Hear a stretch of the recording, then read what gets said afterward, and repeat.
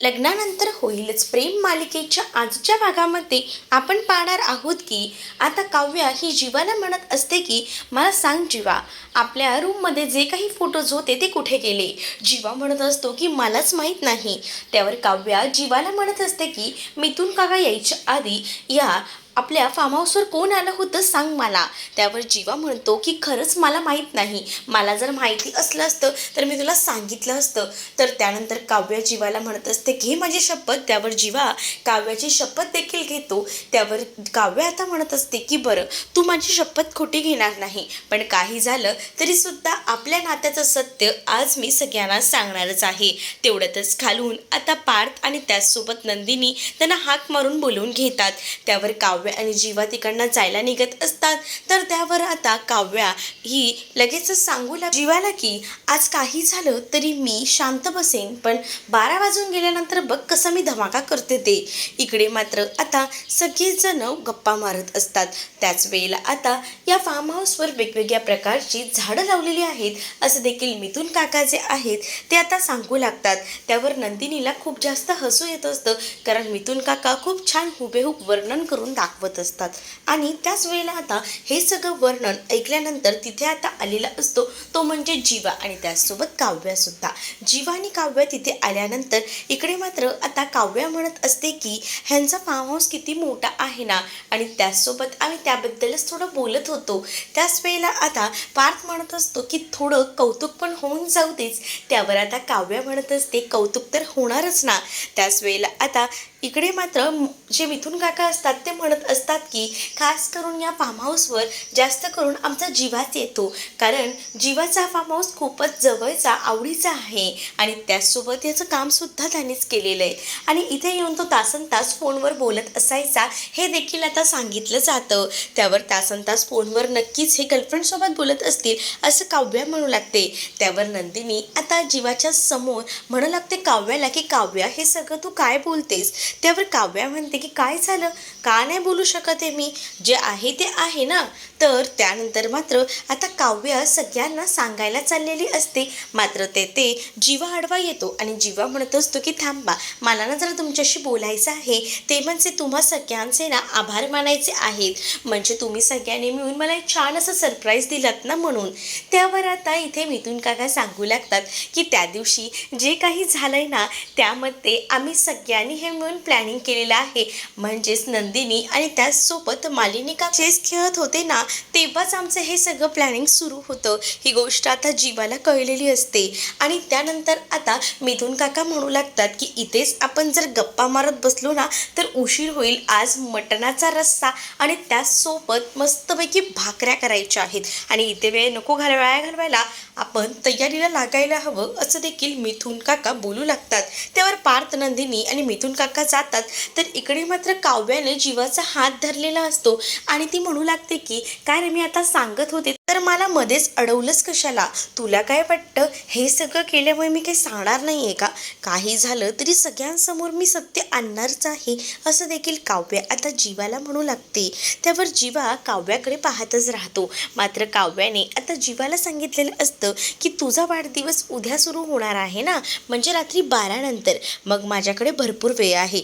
आज नाही सांगितलं म्हणून काय झालं, 12च्या नंतर तर मी सांगूच शकते ना असं देखील आता काव्या म्हणू लागते. तर इकडे मालिनी बसलेली असताना आता बाबा तिच्यासाठी गजरा घेऊन येतात आणि गजरा तिच्या केसात माळतात.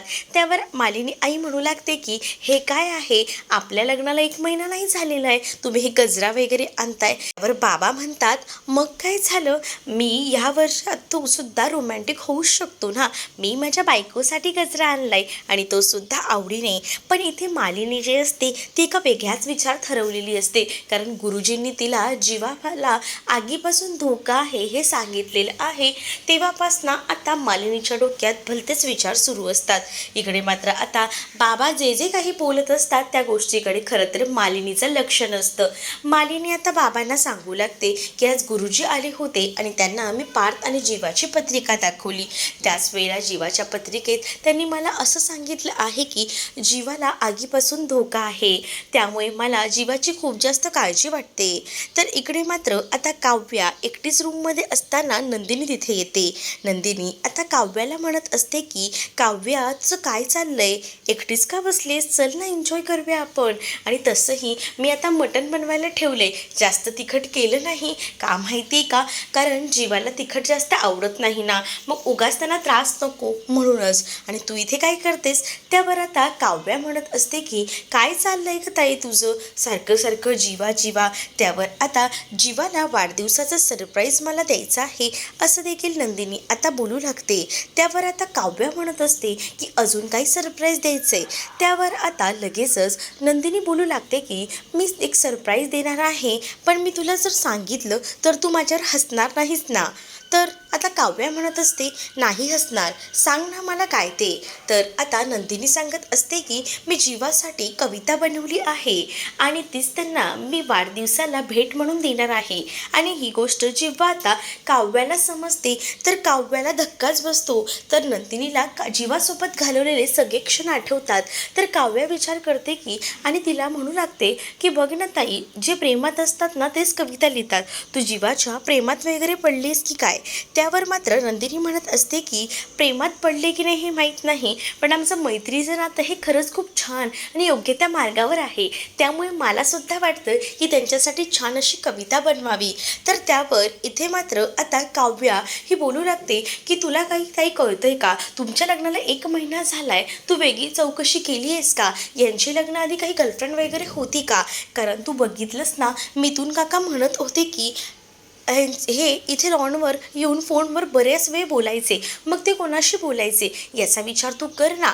त्याच वेळेला आता इकडे मात्र नंदिनी ही बोलू लागते काव्याला की मला एक सांग, तू सुद्धा जीविकासोबत कितीतरी वेळ फोनवर बोलायचीस, तेव्हा मी तुझ्यावर कोणता संशय घेतला का नाही ना, मग यांच्यावर तरी संशय कसा घेऊ ग, असं काहीसुद्धा नाही आहे. तर इकडे मात्र आता जीवा उभा असताना पार्थ तिथे येतो आणि पार्थने मटणाचा रस्सा टेस्ट करण्यासाठी आता जीवाला दिलेला असतो आणि जीवाला तो सांगतो की टेस्ट करून सांग.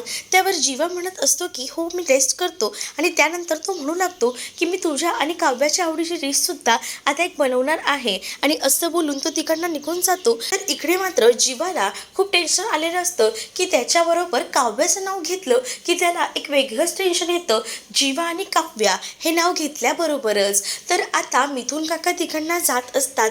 तर आता जीवा ठरवतो मिथून काकांना काही ना काहीतरी विचारायला हवं आणि म्हणूनच तो तिकडनं जातो. तर इकडे मात्र आता नंदिनीसुद्धा चाललेली असते. तर काव्या नंदिनीला थांबवते आणि तिला म्हणू लागते की तू जरा कसून चौकशी कर, नक्कीच त्यांची गर्लफ्रेंड असणार आहे. त्यावर मात्र आता नंदिनी म्हणू लागते की काव्या, एक नवरा बायकोमधली जी गोष्ट असते ती खरं तर कोणाला सांगायची नसते, पण तुला सांगायला काही नाही. खरं तर जी कोणी जीवाची गर्लफ्रेंड होती याबद्दल मला जीवानी आधीच सांगितलं आहे. ही गोष्ट जेव्हा आता नंदिनी काव्याला सांगू लागते तेव्हा काव्याला तर धक्काच बसतो. तर काव्या म्हणत असते कोण आहे त्यांची गर्लफ्रेंड. त्यावर जीवाबद्दल आता नंदिनी सांगते की त्याची गर्लफ्रेंड होती, पण त्यांचं एकतर्फी प्रेम होतं आणि ही गोष्ट मला तेव्हाच कळली होती जेव्हा त्यांच्या कपाटामध्ये मी तो एक मोल्ड पाहिला होता ज्यामध्ये दोन्ही हात एकत्र आलेले होते आणि तेव्हाच मी त्यांना विचारलं होतं, तेव्हा मला त्यांनी सांगितलं की त्यांचं एका मुलीवर प्रेम होतं, ते सुद्धा एकतर्फी. ही गोष्ट आता काव्याला समजते तेव्हा काव्याला धक्काच बसतो. काव्या म्हणत असते की एकतर्फी प्रेम हे कसं असू शकतं, तू जरा विचारून बघ नीट, मग तुला सगळ्या प्रश्नांची उत्तरं कळतील. त्यावर आता जीवाबद्दल अजून एक गोष्ट नंदिनी सांगू लागते, ते म्हणजे जीवाच्या छातीवर सुद्धा त्या मुलीचं नाव आहे असं देखील आता ती म्हणते. आणि ते नाव ते सुद्धा मी सुरुवातीचे अक्षर पाहिलेलं आहे, क अक्षर आहे. त्यावर आता लगेचच काव्या विचारू लागते हे सगळं तू कधी पाहिलं. त्यावर नंदिनी म्हणू लागते की त्या दिवशी बघ तुझ्या हातून चुकून जीवाच्या अंगावर चहा सांडला, त्याच वेळेला ते टी शर्ट बदली करण्यासाठी रूममध्ये गेलेले असताना मला शर्टची बटणं लावलेली असताना तेव्हा मला मला ते क अक्षर दिसलं तेव्हा मी त्यांना विचारलं, तर तेव्हासुद्धा मला त्यांनी तेच सांगितलं की त्यांचं ज्या मुलीवर एकतर्फी प्रेम होतं तिचंच नाव त्यांनी गोंधून घेतलेलं आहे, असं देखील त्यांनी मला सांगितलं आहे. हे आता नंदिनी सांगू लागते आणि हे ऐकल्यानंतर तर काव्याला धक्काच बसतो. म्हणजे नंदिनीला एवढं सगळं माहिती आहे आणि हे सुद्धा माहिती असल्यावर पुढच्या गोष्टी तर क्लिअर व्हायलाच हव्यात. आता थोड्या वेळापर्यंतच पोचलेलं आहे. त्यावर आता काव्या ही नंदिनीला म्हणत असते की मग तू ते क अक्षर कोणतं आहे याचा विचार केला नाहीस का? या सगळ्या खोलवर तू जायचंच ना की नेमकं क अक्षर म्हणजे नेमकं नाव काय आहे ते. आणि तू शांत कशी काय बसू शकतेस ग? मी असली असती ना बायको म्हणून जीवाची, तर मी नक्कीच त्या मुलीचा शोध घेतला असता. ती मुलगी नेमकी कोण आहे, कारण काही झालं तरी ती आधीची गर्लफ्रेंड होती. तर त्यावर नंदिनी म्हणत असते की काय झालं, गर्लफ्रेंड असली म्हणून लग्न आधी होती ना, आता माझ्यासोबत लग्न झालंय म्हटल्यावर आता आमची रेशीमगाठ जुळलेली आहे. मात्र आता काव्या ही नंदिनीला म्हणत असते की तू जरा विचार कर, काय असेल बरं त्या मुलीचं नाव. नंदिनी आता विचार करते किती अक्षरावर्ण असेल, तर ती म्हणू लागते की नक्कीच 2-3 अक्षर असतील, जास्त काही मोठं नाव नसेल त्या मुलीचं, असं नंदिनी म्हणते. तर काव्या म्हणू लागते 2.5 अक्षर असली तर नंदिनी म्हणते हां तसंही असू शकतं. म्हणजे काव्या काव्या हे नाव काव्या हे जर नाव असलं तर तू आणि जीवा एकमेकांना ओळखता का? म्हणजे काव्या तुझं आणि जीवाचं आमच्या लग्नाआधी काही अफेअर होतं का, असा प्रश्न आता नंदिनी काव्याला करू लागते. असं विचारल्याबरोबर काव्य आता नंदिनीकडे पाहतच राहते. काव्य आता या सगळ्या प्रश्नांची उत्तरं नंदिनीला देईल का, आणि नंदिनीसमोर आता काव्या जीवा आणि स्वतःच्या नात्याचं सत्य आणेल का, हे पाहणं तितकंच इंटरेस्टिंग असणार आहे. तुम्ही जर आपल्या चॅनलवर नवीन असाल तर आपल्या चॅनलला नक्कीच सबस्क्राईब करा.